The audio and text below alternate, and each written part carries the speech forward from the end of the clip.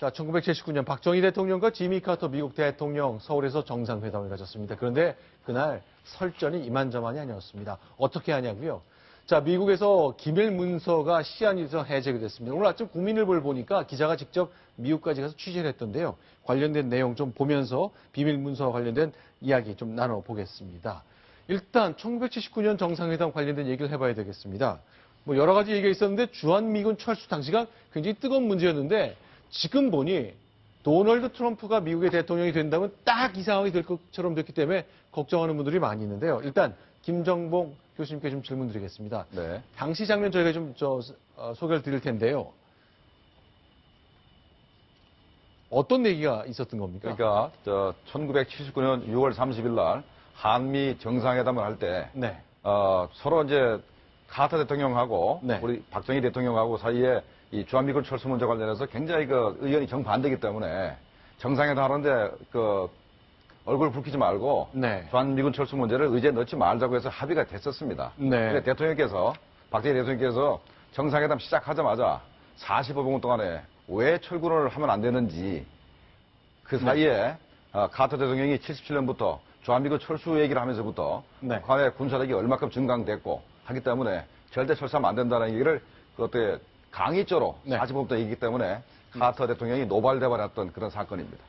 자, 그런데 좀 45분간 한국 대통령이 이렇게 얘기했다 그러면은 미국 대통령이 듣기만 했다는 거. 사실은 2005년도에 있었던 노무현 대통령과 부시 대통령 사이에도 이렇게 노무현 대통령이 일방적으로 오랫동안 동북 역사를 강했다는 것 때문에 한번 난리가 난 적이 있었는데 79년에도 비슷한 상황이 있었군요. 네, 그래서 카터가 이제 그때 호텔도 못 믿겠다, 한국도 네. 못 믿겠다 해서 미 대사관 관저로 갔는데요. 네. 그때 가면서 글라이스틴 대사 차를 타고 가면서 둘이 뭐 했는지 모르겠는데 내린 다음에도 차문을 붙잡고 대사를 너 어떻게 했길래 내가 이렇게 강의를 들어야 되냐고 막 야단치는 그런 사건이 있었죠. 근데 네. 그 사건이 그냥 그것서 끝난 게 아니고 네. 차 안에 대사만 있은 게 아니고 네. 당시에 국방장관, 국무장관 다 있었습니다. 네. 그래서 이제 카터 대통령이 차 안에서 1시간 동안 차를 세워놓고 네. 차 안에서 자기 참모들하고 주한미군 철수 문제 관련해서 얘기를 쭉 하다가 네. 다른 사람들 얘기를 다 들어보니까 네. 결국은 주한미군 철수를 주장하는 것은 자기 혼자밖에 없다는 걸 알게 됩니다. 그래서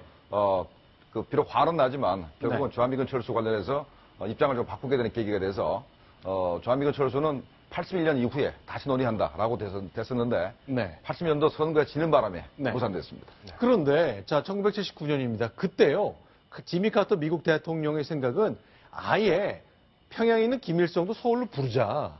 그래서 한국과 남북한의 정상이 3자로 회담을 하자. 이런 생각을 했다는 건데 이게 기록에 나왔다는 거잖아요. 네, 이 카터란 사람이 참 지금 생각하면 황당한 사람인데 미국 사람 중에 저런 사람들이 있습니다. 네. 그래서 트럼프도 이제 그런 생각들을 하고 있어서 주한미군 뭐 빼자, 뭐 무장해라 이렇게 하는데 저런 사람들이 있다는 걸 우리가 알아야 됩니다. 미국 본심 중엔. 그런데 이거 카터 대통령이 이 상황이요. 그 당시가 카터 대통령이 김일성을 서울로 초대한다. 이게 가능했을지도 모르겠네요. 어떻습니까? 카터 대통령은 이 국제정책에서 보면은 평화주의자 같아요. 이상주의자. 네. 이 국제관계에서 힘이 채우다는 현실주의자가 있는 반면에 협력이 가능하던데 김일성 같은 박정희도 김일성 같은 유신체제하는 독재자고 네. 북한의 김일성도 수령체제하는 독재자다. 예, 그런 시각에서 봐가지고 김일성을 불러라는데 김일성이 남한을 왜 빼고 북한하고 둘이 해야지 왜 남한을 집어넣냐 해서 반대했다 그러더라고요. 네. 그러니까 카터가 김일성을 서울로 초대하려던 생각이 든 것은 네. 그 직전에 그 전년도죠. 78년도에 캠프 데이비드 협정을 해가지고 이스라엘과 팔레스타인 사이에 평화협정을 체결합니다. 그래서 그렇다면 이스라엘과 팔레스타인 간에도 평화협정이 체결이 가능하다면 서울에다 김일성을 불러가지고 네. 남북한과 미국이 3자가 평화협정을 체결하면 안 되겠느냐. 네. 그렇게 그런 아이디어에서 나온 건데 네. 그 얘기를 들은 미국 대사가 너무 놀라가지고 의자에서 굴러떨어질 뻔했다고 한 얘기가 나옵니다. 자, 대사가 직접 돈 오버 더 프라는 워싱턴 포스트 출신의 이제 전문가에게 얘기를 했고 계신 책으로 기록이 됐는데 이로부터 15년이 지나 실제로 카터 대통령이 전 대통령이 됐을 때 김일성을 평양에서 만났잖아요. 김일성과의 만남을 통해 뭔가를 풀어보려고 하는 저 평화주의자, 이상주의적인 면모가 그대로 드러납니다. 저 장면이 그거죠? 그렇죠. 네, 대동강에서 배 타고 대동강에서 가서 배를 띄워놓고 얘기했던 그 당시에 1994년 여름 상황입니다. 그 당시에 완전히 카터가 김일성한테 놀아놨다고 봐야 되겠습니다. 그렇죠. 그때가 바로 카터가 15년 만에 꿈을 이루려고 했었죠. YS하고 네. 김일성하고의 만남을 하려고 했으니까. 네. 근데 얼마 안 있다가 김일성이 죽어버렸죠. 네. 카터는 대한민국에 별로 도움이 안 됩니다. 자, 칠사단도 철수시켰고요. 네. 자, 그러면요. 이건 당시도 이제 1979년이면 유신 체제가 벌써 8년 차에 접어든 그 시점인데 민주화를 요구했던 카터의 의견이 많이 강조가 됐었습니다. 그 당시에 어떤 내용이 있었는지 어떤 외교부 문서에 기록이 나왔는지 한번 살펴보겠습니다.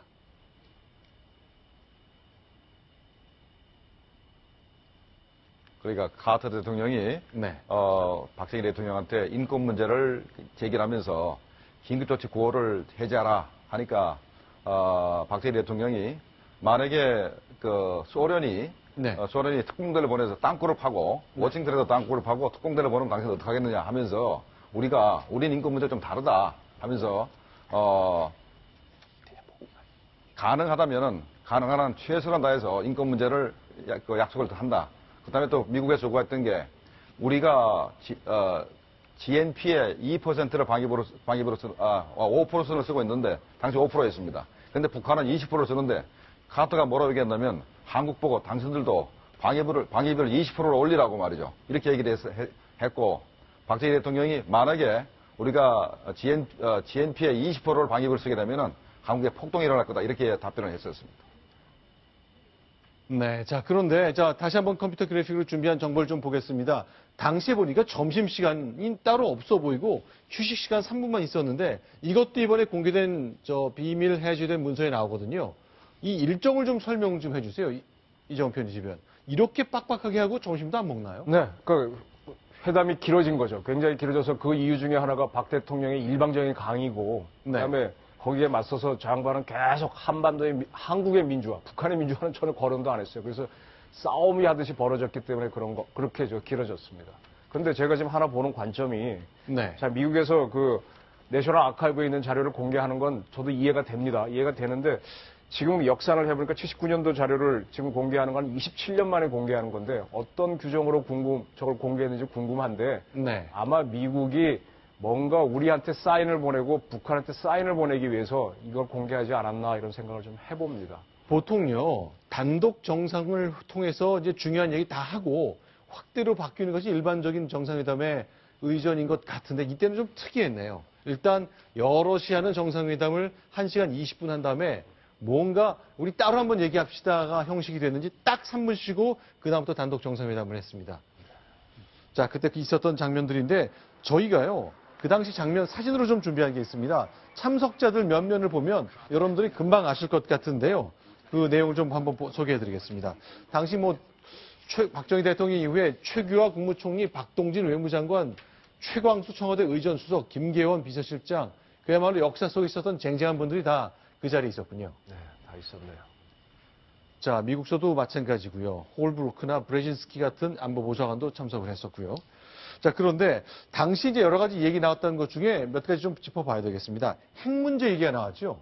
우리가 핵 개발에 대한 강한 의지를 갖고 있었잖아요. 제가 핵 개발을 한번 정리를 한번 해보겠습니다. 저는 지금 북한 핵 문제가 굉장히 심각한데 우리도 핵 개발을 한 적이 있습니다. 저는 네. 그걸 남핵이라고 이름을 지었는데 두 차례 네. 있었습니다. 하나는 75년도에 우리 경주에 가면은 울진에 중수로 사기가 돌아갑니다. 중수로가 아주 제철하기 좋은 원자로인데 그거를 우리가 도입을 시도합니다. 그때 네. 우리 대한민국에서 박 대통령이 NPT에 가입하지도 않고 중수로 도입을 하는데 그때 우리하고 대만이 동시에 하는데 한참 하는 시점에서 인도가 먼저 중수로를 도입했다가 그거 갖고 핵실험을 해버립니다. 네. 그래서 그게 문제가 돼서 중수로 도입을 중단하라고 시비가 붙었을 때 박 대통령이 NPT에 가입하면서 중수로를 도입합니다. 핵무기 안 만들겠다 약속을 하고. 네. 그리고 79년도, 78년도 그때 한참 카터가 돼갖고 주한미군 철수한다 그러니까 미리 막기 위해서 한미연합사를 만들고요. 그때 미 8군에 있는 싱글로브 참모장이 워싱턴 포스트하고 기자회견을 하면서 단독 기자회견을 하면서 이건 아니다. 잘못됐다고 항명을 하는 사태가 벌어집니다. 그렇게 하는 와중에 카터 대통령, 박정희 대통령이 다시 핵무장을 추진을 하게 되죠. 그래서 그때 프랑스하고 이런 데 업체들을 만나 상당히 추진하다가 그게 저는 하나 원인이 돼서 박 대통령이 시해를 당했다라고 보는데 네. 아마 그 상처가 지금 박근혜 대통령도 좀 있어서 미국을 조금 꺼려하는 걸로 저는 판단하고 있습니다. 자, 박정희 대통령과 지미 카터 대통령 사이 있었던 핵 관련 대화 저희가 다시 한번 확인해 보겠습니다. 바로 전으로 좀 돌아가 보겠습니다. 내용을 좀 보겠습니다. 자, 카터 대통령이 핵에 관심 있는 줄 알고 있는데 그 관심 줄어들길 희망합니다. 그 얘기는 핵 개발 포기하라 그 얘기잖아요. 네. 그 당시에 선우 선생님인가도 기록 보게 네. 되면 핵 개발하고 있었다는 그 명확하게 나오죠.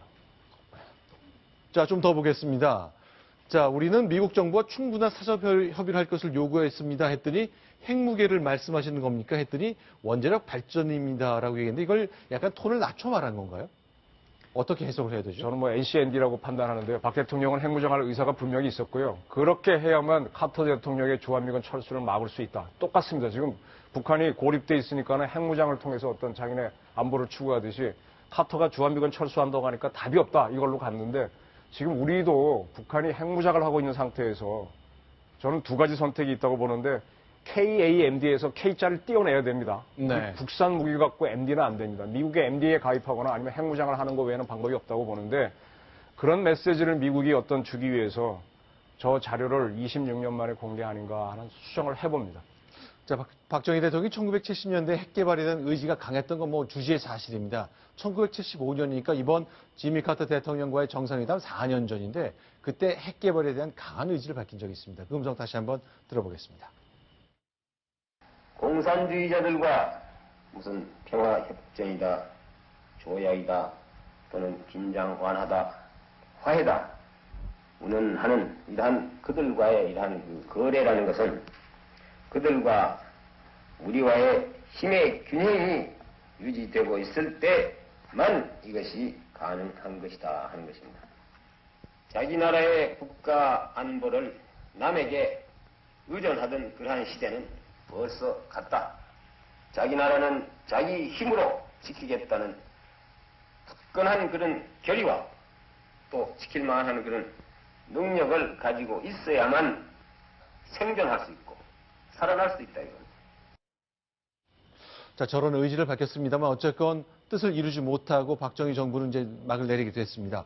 주한미군 철수 문제도 굉장히 컸는데 이게 바로 도널드 트럼프 때문에 굉장히 시사하는 바가 큰 거잖아요. 그렇죠. 그때를 생각해서 또 다음을 대비해야 될 것 같습니다. 그 지금 박정희 대통령 말씀하시지만은 자기 나라는 자기 나라가 지켜야 되지 않지 않습니까?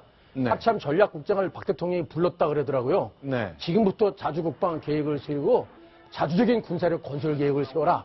그래서 그때부터 우리 이제 전략 개념도 수립되고 자주국방 마스터 플랜도 수립하고 방위 사업도 하기 시작했다 그러더라고요.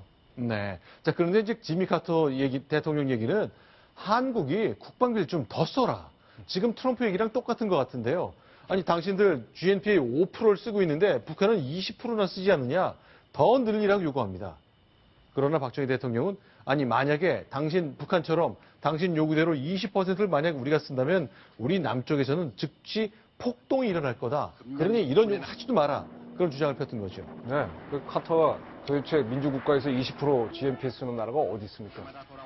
말이 안 되죠. 당시 일본은 1%도 안 썼거든요. 일본은 한국이 지켜줘서 그 혜택을 보고 있는데 저 문제를 나중에 푸는 사람이 전두환입니다. 네. 전두환이 레이건을 만나러 가서 우리가 바로 많은 돈을 쓰면서 미국의 지원을 받아서 북한을 막고 소련을 막아주기 때문에 일본이 번영하는데 일본은 무임승차한다. 따라서 일본이 대한민국에 경제 지원을 해주면 우리가 그 돈으로 미국 무기를 살겠다 하면서 박 대통령 시절에 저런 굉장히 힘들었던 상황을 벗어나면서 동시에 주한미군 철수도 없던 일이 되는 거죠. 그래서 야, 그 당시- 정권 교체가 돼야만 역시 미국도 그 당시 보게 되면 정권 교체가 돼야만 문제가 풀리는 걸로 판단되네요. 자, 그 당시 이제 3만 명이 넘는 주한미군이 있었는데 결국 몇 천 명 줄이려고 그랬었잖아요. 그러나 우리는 3,000명에서 실제로 3,400명 정도 줄었죠. 네. 여단이 하나 빠져. 예. 네, 그 정도의 부담 때문에 그것도 굉장히 상징적인 거니까 병력 숫자가 주는 그 자체보다도 미군이 병사를 뺀다. 아니, 차례대로 쭉 다 나가려고 했었죠. 그래서 네. 첫 번째 여단이 하나 빠지고 그 다음 땅에서 스톱이 됐고 그게 완전히 멈춘 거로 레이건 정부 때 전두환하고 협상해서 끝난 아니, 거예요. 미국이요, 육군이 네. 10개 사단밖에 없습니다. 그 10개 사단 갖고 전 세계를 커버하는 네. 거기 때문에 1개 여단 정도 3,500명이라면 사실은 지상군으로는 큰 숫자입니다. 자, 그런데 이제 카터 대통령이 1979년 얘기를 보면 인권 문제를 아주 뼈아프게 지적하는 대목이 나옵니다. 특히 긴급조치 9호 제발 해제하라. 그리고 양심수를 가능한 한 많이 석방하라고 요구했습니다. 자, 이제 박정희 대통령 답은 당신의 인권 정책 존경합니다. 존중한다. 그러나 모든 나라를 같은 척도에 대지 말아달라고 얘기하고 있습니다. 자, 어떤 맥락에서 그런지 한 이유가 있는 거죠. 자, 아까 말씀하신 김신조 사건을 얘기하는 것 같네요. 그렇죠. 네. 자, 소련군이 워싱턴 DC에 특공대를 투입한다고 해봐라. 북한은 바로 10년 전 김신조 일당이 북한산을 넘어서 청와대로 진격하려고 왔다. 그런 상황인데 만약 그런 일이 당신 나라에 있었다면 우리랑 똑같이 하겠느냐라고 말을 했었네요. 그것도 시간이 있고 지나면서 인권에 대한 김대중 사건에 대한 것도 근데 네. 그건 서로 얘기 안 하는 거니까 그건 밑에 깔려 있는 걸로 봐야 되겠죠. 네. 자, 결국 긴급조치 구호를 유지하겠다는 뜻이냐고 반문했고 박정희 대통령은 답을 하죠. 어렵다. 그러나 영국이 가진 않겠다고 말했습니다. 결국 시간이 많이 흘렀습니다. 자, 인권에 대한 것, 주한미군 철수에 대한 것, 다양한 얘기를 지미 카터 대통령이 내놨는데 박정희 대통령과 이때 있었던 한미 정상회담은 훗날 기억에 남을 정도로 동맹국 정상회담이라고 보기 어려울 정도로 좀 마찰이 컸던 그 회담으로 기억이 될 것 같습니다. 그래서 그때 전혀 북한의 인권은 거론하지 않았죠. 네. 그때가 이제 북한도 핵을 막 시작하려고 의지를 가질 때인데 저는 미국에서 저걸 공개한 이유 중에 하나는 트럼프 물먹이기가 아닌가 네. 그런 생각도 한번 해봅니다. 트럼프 물먹이기요. 네, 이런 일을 가지 마라. 네, 재밌는 해석을 내주셨습니다. 네, 근데 그 카터 대통령은 바뀌었지만 네. 그 당시 브레진스키 안보 보좌관이 브라운 국방장관이니 네. 미국 안보 정책과 동북아 정책에 엄청 영향을 미친 쟁쟁한 참모진들이 있었습니다. 네. 그때 박 대통령이 그래도 그분들한테 잘 설명했다고 봅니다. 네. 알겠습니다. 세월이 많이 흘렀죠. 벌써 47년인가요? 37년이 지났죠. 자, 세월이 흘렀고 하지만 주한미군 철수가 새로운 한미 관계에 새로운 화두가 될 가능성이 제기됐기 때문에 이번에 비밀이 해제된 미국 외교 문서가 더 주목을 받는 것 같습니다.